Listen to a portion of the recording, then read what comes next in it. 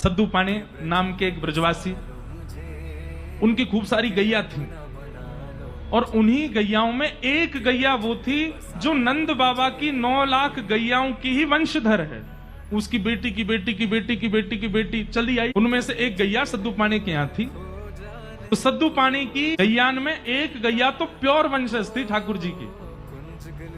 ठाकुर जी जा गैया के सींग पे चढ़ते, वही की छोरी की छोरी की छोरी, वही की बचिया की बचिया की बचिया सद्दू पाने के यहाँ कलिकाल में। तो सद्दू पाने की गैया सब चाहती हैं गिरिराज जी पर चरवे के काजे।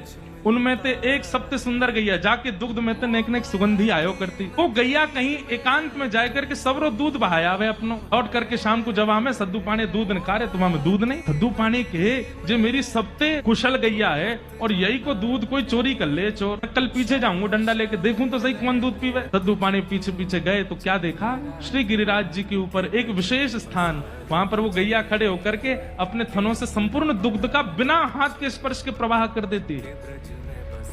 सद्दू पाने ने दौड़ करके जाके देखा, कुछ शिलाओं को जब हटाया तभी क्या देखते हैं, ठाकुर जी की भुजा, श्रीनाथ जी की ये भुजा है। वहां पर आपने जैसे ही भुजा देखी आप और निकालने लगे तो ठाकुर जी बोले कि अभी कछु दिना बाद मेरो प्रादुर्भाव है जाएगो, अभी तुम मुंह को यहां से मत निकारो।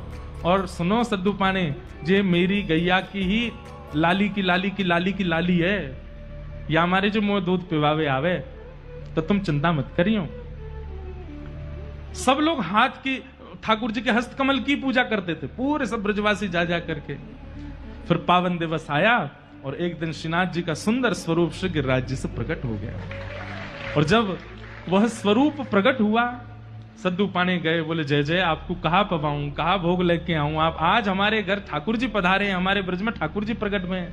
ठाकुर जी बोले मैं तो केवल दूध पीऊंगा, तेरी लाली है वाते कह दे रोज मुंह को दूध कोई भोग लगाया करेगी, अन्न तो मैं तब पाऊंगो जब श्रीमद वल्लभाचार्य जी महाराज ब्रज आएंगे और आकर के मुंह को अपने अंक से लगावेंगे, और वही जब मेरा भोग लगावेंगे तभी मैं अन्न पाऊंगा, नहीं तब तक केवल दूध पान करूंगा। तो इसको अगर पयोव्रत कह दिया जाए तो कोई अतिशयुक्ति नहीं कि श्रीजी बाबा ने वल्लभाचार्य जी के लिए पयोव्रत